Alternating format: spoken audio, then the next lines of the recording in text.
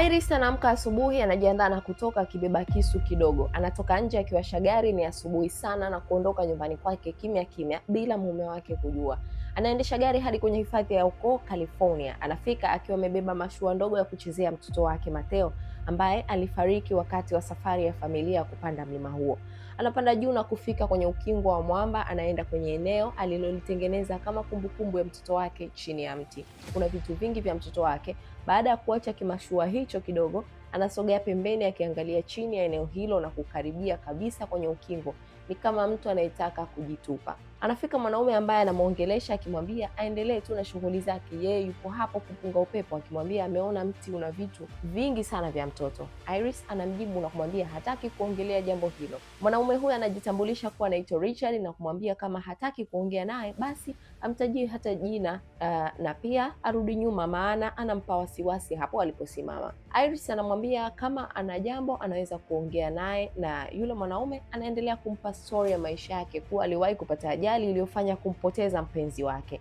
Iris anaona kama wao ni watu wenye maumivu yanayoweza kufanana, na hapo Iris anaanza kuongea na yeye na kumwambia kuwa kwa namna alivyompoteza mtoto wake kwenye ajali mbaya iliyopelekea kifo chake, mtoto wake aliangukia maeneo hayo. Baada ya maongezi hayo ni kama yalimfanya atoe maumivu kidogo, na hapo Iris anamtajia Richard jina lake, na Richard anaondoka na kumwacha hapo akishuka chini, lakini Iris pia yupo nyuma yake. Richard anamtazama na hapo Iris anasogea taratibu na wanashuka wote, wanafika chini kabisa akiwa amebeba kile kiboti cha mtoto wake, na kisha anaanza kuagana na Richard. Richard anamuuliza je, akiondoka hapo atarudi tena kule juu, akimsihi asije kurudi kule, yani kutaka kujitupa. Iris anamjibu hatafanya hivyo. Iris anapojaribu kuingia ndani ya gari yake, mlango wake umezuiliwa na gari ya Richard. Hapo Richard anamfuata akiwa anafanya kumwongelesha na kumvamia, akimchoma na kitu ambacho kinamdhoofisha na kuzimia. Anamfunga miguu na mikono na kumteka. Karibu, hii ni DTV, mimi naitwa Naima Mohamed. Filamu ni Don't Move. Usiache kusubscribe, kulike, kushare na kuacha comment yako. Vyote hivyo ni muhimu sana kwangu na channel yangu ili niendelee kukuletea vitu vingi vizuri. Njiani Iris anaamka na kujaribu kujifungua. Anatumia saa yake ya smartphone ili kutumia kuomba msaada, na Richard anamwambia kuwa aache tu kwani haitafanikiwa. Iris anamwambia kuwa mume wake atakuwa anamtafuta, lakini Richard akimkebei na kumwambia hiyo sio mara ya kwanza, na yeye amekutana na watu wengi sana wanatumia kigezo kama cha kwake. Iris anakumbuka alikuwa na kisu na anaamua kukitoa kisu kukata kamba, huku akimwongelesha Richard kumpumbaza akate kamba hiyo. Richard anamwambia kuwa anajua anachokifanya na Iris anaogopa, lakini Richard anamwambia kama anatumia maneno kumlainisha basi hatafanikiwa, na hapo Iris anafahamu kuwa hajui kama anataka kukata kamba, ila anajua kama anamzuga, na baada ya kufanikiwa kukata anamvamia Richard, wanapambana sana na kugonga mti. Iris anajaribu kutoroka, lakini Richard ni mwanaume, anamzidi nguvu, lakini anatumia kisu chake kujitetea na kutoka ndani ya gari hiyo. Anakata kamba za miguu, anachukua kidude cha mwanae cha kuchezea na kuinuka. Richard anamfuata na kumwambia kuwa masaa machache alitaka kujiua, ila sasa hivi anafanya jambo la kukimbia kifo. Iris anamwambia kuwa anyamaze, huku akiita msaada, lakini Richard anamuuliza kama bado hajaanza kujihisi kitu chochote mwilini mwake. Iris anapomuuliza ni kitu gani anaongelea, ndipo anapomuonyesha sindano. Anamuuliza amemfanya nini. Richard anamwambia kuwa mwili wake utaanza kupooza muda si mrefu. Anamuuliza kama ni sumu, ila Richard anamwambia ni dawa tu ya kurelax. Iris akijaribu kukimbia anamzuia na kumwambia ana dakika 20 kabla ya mwili wake kudhoofika. Itaanza mikono, hataweza kufanya kitu. Baadaye miguu itaanza kutetemeka. Ndani ya dakika 15 itaacha kabisa kufanya kazi. Ndani ya dakika 18 pumzi zitaanza kutoka kwa shida, na baada ya vitu vyote hivyo kuacha kufanya kazi mwilini mwake, mwisho sauti itaacha kutoka kabisa. Anampa mkono waondoke wote, ila Iris anakimbia na Richard anamwambia kuwa kukimbia kunaifanya ile dawa ifanye kazi kwa haraka. Jioni akiwa anakimbia anasikia sauti ya Richard ikimuuliza kuhusu vidole vyake. Iris bado anakimbia sana, anaanza kuangalia kweli vidole vyake vinafanya kazi, huku akimkumbuka mtoto wake, lakini sauti ya Richard bado ikiwa nyuma yake inamwongelesha. Iris anakimbia na kujaribu tena, lakini vidole vinaanza kukataa. Anaweka alama ya muda kwenye saa, ana dakika 20 kabla ya mwili wake kupooza. Akiwa anakimbia mguu wake mmoja unaanza kukataa, anaulazimisha hivyo hivyo akichechemea, tayari kamaliza dakika 3. Richard hana wasiwasi, anatembea wala hamkimbizi Iris.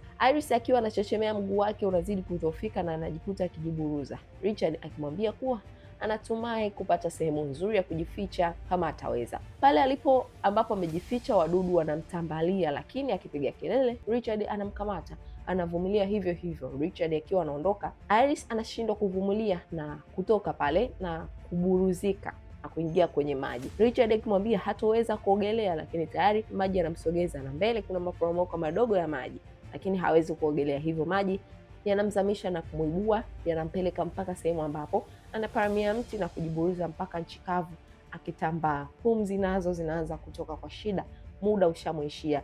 Anajikuta akilia na kulala pale chini, saa ikimwonyesha dakika zake 20 zimeisha. Analala pale kwa muda, asiweze kuinuka wala kufanya jambo lolote. Kwa mbali kuna mtu anapita, lakini hawezi hata kuongea, anamsikia tu sauti. Yule mtu anang'oa majani. Iris anasikia mlio kabisa, lakini hawezi kufanya lolote lile. Yule mtu anamsogelea na kumuita, lakini kimya. Kila anachoulizwa hajibu. Yule mtu anazima alamu ya saa yake na kumwambia kuwa anamgeuza. Ndipo anapomgeuza Iris. Iris anamwangalia tu yule mzee. Yule mzee anagundua kuwa anaweza kumwona, kuchezesha macho pia, anaweza kumsikia. Anapomuuliza kama kuinuka pale alipo anaweza, Iris anafumba macho mara mbili na mzee anamuelewa kuwa anamaanisha hawezi kuinuka, yani anamaanisha hapana. Anapomuuliza kwa hiyo anaweza kumsikia, anaweza kumwona, lakini hawezi kuongea wala kuinuka, na Iris anafumba macho mara moja na mzee anamuelewa kuwa anamaanisha ndio. Anamuuliza kama kuna sehemu kaumia, Iris anakataa kwa kufumba macho mara mbili. Anamwambia kuwa anaenda ndani na kumletea msaada, na hapo yule mzee anaondoka na kumwacha Iris, na anaporudi anakuja na mkokoteni na kumpakia akimuingiza ndani. Mlango unagongwa. Akiwa ndani, Iris anamfinyia macho mara nyingi sana na mzee anamuelewa, anamficha. Anafungua mlango. Richard anamwambia kuwa amepata ajali yeye na mke wake ya gari na anamtafuta. Mzee huyo anamwambia kuwa anaenda kumchukulia msaada, lakini Richard anaingia nyuma yake na kuanza kuangalia akimtafuta Iris. Mzee anamwambia kuwa atampa msaada kwa njia anayojua yeye na hakumkaribisha ndani. Richard anamwomba simu akidai ya kwake imepotea kwenye ajali. Mzee anamwambia kuwa ampigie polisi waje kumsaidia kumtafuta mkewe au yeye atawapigia na kuambia kuna mtu kamvamia. Richard anaanza maigizo yake na kulia ambayo yanamlazimisha mzee huyo aanze kumuuliza maswali. Anamuuliza anaitwa nani, akimwambia kuwa anaitwa Andrew.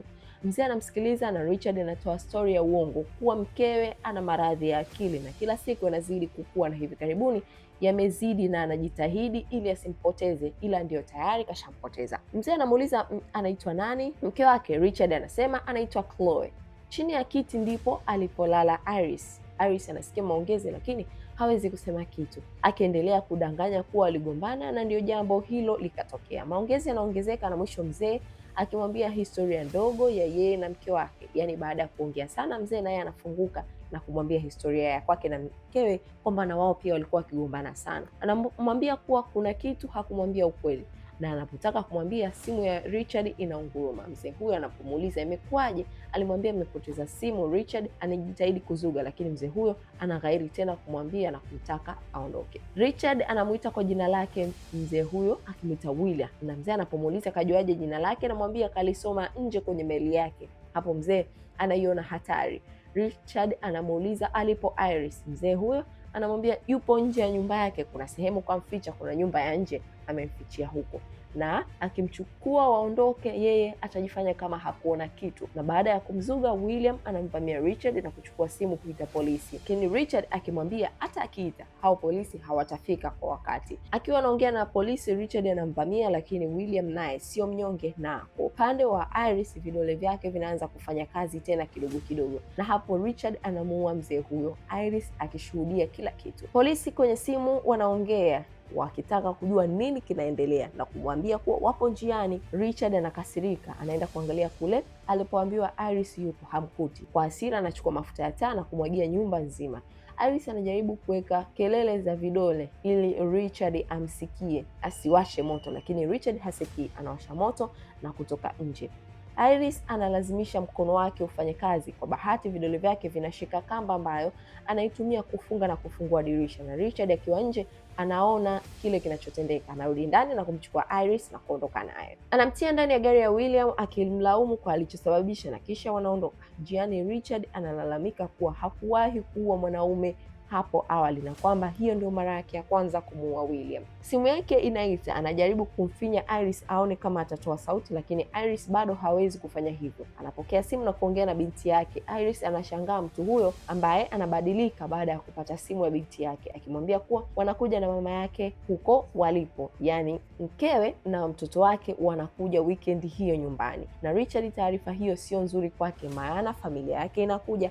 Lengo lake ni kumteka na kuishi naye Iris kwa muda ambao mpaka atakapojisikia kumuua. Richard akiwa na hasira anaendesha kwa kasi. Mpango wake ni kama unataka kuharibika, na hapo gari inadai mafuta. Anaamua kwenda kuiweka mafuta. Wakiwa wanaweka mafuta, inapita ambulance na fire kuelekea kule kwa William. Vidole vya Iris vinaanza kurudi hali ya kawaida. Kwa mbele kuna watu, kila sehemu kuna watu, lakini anashindwa kuongea, akijitahidi hata kuinua mkono, lakini pia mkono wake bado haujakaa vizuri. Kuna gari inafika mbele, huku Richard yeye akiwa ananunua vitu. Kwa tabu anajaribu kufungua mkanda wa siti, anafanikiwa na anageuza kuelekea dirishani, na kuna mtoto anasogea pale alipo kwenye dirisha. Mtoto huyo anamkumbusha mtoto wake aliyefariki. Mama wa mtoto anapomwona mwanaye anaenda kumchukua na kuondoka naye. Richard anapofika anajaza mafuta, anaingia kwenye gari akirudisha mkanda na kumweka sawa Iris, na wanaanza tena safari. Lakini yule mwanamke mwenye mtoto anapiga simu baada ya kuhisi kuna jambo halipo sawa.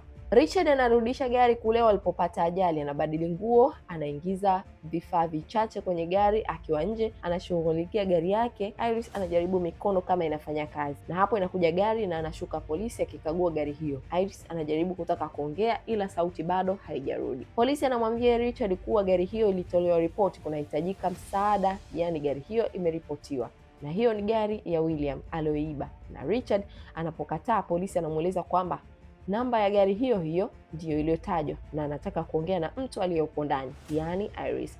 Richard anamwambia kuwa mke wake amelewa. Polisi anapomuuliza asubuhi hiyo yote kalewa, Richard anamzuga. Polisi anamwomba kitambulisho, na anapokaguliwa kitambulisho na jina anasema anaitwa Andrew. Polisi anamwambia kuwa leseni yake imeexpire. Anamuuliza gari ni ya nani? Richard anasema ni ya rafiki yake. Polisi anamuuliza nini haswa kilitokea. Richard anadai kuwa mkewe alilewa na kupata ajali hiyo, kisha akampigia simu ndio akaja. Polisi anamwambia amepatiwa ripoti kuwa walikuwa wote station ya kujaza mafuta, yeye na mke wake, na anasema alipata ajali hapo. Richard anamzuga polisi akijaribu kuleta story nyingine. Polisi anamuuliza kama yeye hakuwepo kwenye gari hiyo aliyopata ajali, nini kimetokea usoni mwake, maana ana jeraha la kuumia. Na kule Iris anajaribu kufungua dirisha. Polisi anaposogea kuongea na Iris haongei, hawezi kuongea. Polisi anapata mashaka na kutaka kuambiwa nini kinaendelea. Richard anatunga uongo mwingine kwa Iris alimwacha tangu alipompoteza mtoto wao wa kiume. Anatumia story ya Iris na mtoto wake kujifanya yeye ndiye mumewe na mkewe ndiye anayepitia wakati mgumu huu ambao unaendelea, akiongeza kabisa na kilio. Iris kwa mbali anajaribu kuongea, kuomba msaada. Yule polisi anamsogelea na anaangalia kule ambapo Iris anamwonyesha, anatoa shati na kuona vitu na kugundua kwamba huyo binti ametekwa, lakini ameshachelewa. Richard anamuwahi na kumuua, kisha anamtia ndani ya gari yake, anachukua bunduki ya askari na kuliwasha gari hilo moto, na kisha wanaondoka. Iris sauti yake inaanza kurudi na kumwambia Richard asingemuua yule polisi, lakini Richard anamwambia kuwa hapaswi kuongea. Iris anamuuliza kama alishawahi kujaribu hiyo dawa aliyompa. Richard anamwambia kuwa hakuwahi, na kuanza kumwambia ndio maana hajui jinsi anavyojihisi. Richard anamwambia kuwa yeye aliwahi kuwa na mpenzi wake Chloe, walipata ajali iliyopelekea kulazwa kitandani kwa miezi miwili. Iris anamuuliza na huko ndipo alipochanganyikiwa. Richard anamwambia kuwa baada ya ajali, wakati wakiwa katika hiyo gari, aliona pumzi za mwisho za Chloe, na hiyo ilimpa amani ambayo siku zote alikuwa akiitafuta maishani mwake, na kujua kila pumzi ya mtu ya mwisho pale anapofariki taratibu, basi yeye anapata imani na amani ya moyo anaitaka. Iris anamuuliza ulimwambia nini kabla ya kufariki? Richard anamwambia nilimshukuru na kumwambia asante. Wakati huo viungo vya Iris vinaanza kurudi kawaida. Iris anatumia muda huu kumshawishi amwachie, na yeye hatasema chochote kwa polisi, na kwamba binti yake anamsubiri akikamatwa hatamuona tena. Lakini maneno yake yanakuwa hayamshawishi tena Richard, na anabadilisha mpango wake, na hapa anageuza gari na kurudi walipotokea. Wanafika sehemu katikati ya miti, anashuka na kufunga mlango na kuingiza gari ndani ya sehemu ambapo kwa mbele kuna ziwa na mtumbwi, akimwambia hapo ndiyo mwisho. Alipanga watumie weekend yao pamoja, lakini imeshindikana. mke wake anakuja nyumbani na mtoto wake.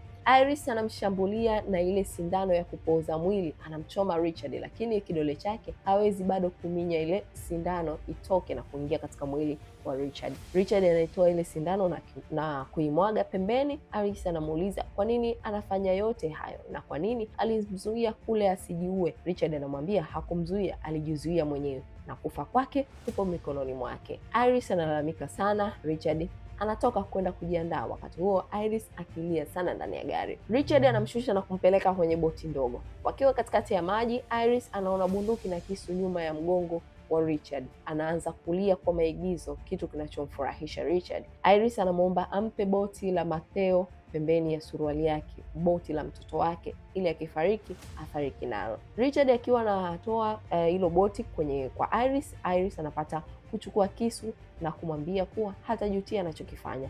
Anamchoma Richard mdomoni. Richard anatoa bunduki, lakini wanapurukushana na Richard anaangukia kwenye maji, na hapo Iris anapata nafasi ya kuchukua bunduki na kumpiga risasi Richard. Richard anaangukia kwenye maji tena akiwa anajiburuza kwa maumivu, huko amepigwa risasi kila mahali pamoja na kuchomwa kisu. Lakini kwa bahati mbaya, wakati akipiga risasi ovyo, Iris alitoboa boti na maji anaanza kuingia kwenye boti. Iris anavuta pumzi ndefu na kuzamia chini ya maji. Baada ya muda, boti ya Matteo inaelea juu na punde Iris anaibuka akiogelea na kujitoa kwenye maji, japo viungo vyake vinaanza kurudi tena kufanya kazi, lakini bado hawezi kumaliza kila kitu. Anaweza kujiokoa na anakaa chini kwa muda mrefu. Anapojaribu kuinuka na kuhesabu tena, vidole vyake vinafanya kazi, tayari yuko vizuri na hali yake imerudi kama ya kawaida. Kwa mbali anamwona Richard akiwa anahema na kulia kwa sauti. Ametoka kwenye maji